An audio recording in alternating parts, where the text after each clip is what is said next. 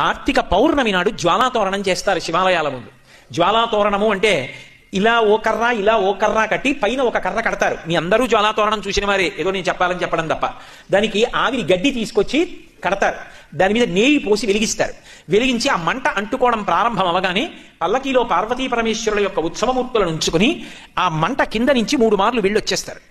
ఎందుకు అలా పెడతారు జ్వాలాతోరణం కిందంటే, పాపము చేసి శరీరాన్ని విడిచిపెడితే ఆ జ్వాలలతో కూడుకున్నటువంటి తోరణములోంచి యమసదనంలోకి పెడతాడు. ఒరే, ఇక పైన ఇలా పాపాలు చెయ్యకు, సద్బుద్ధితో ప్రవర్తించు, నువ్వు అక్కడ వెళ్ళవలసినటువంటి దారుణమైన పాపాలు నీకున్నాయి, వాటిని తీసేస్తాను, నీకోసం నేను వస్తాను సాయం. ఇక్కడ నా ఆలయం ముందే జ్వాలాతోరణం జరుగుతుంది.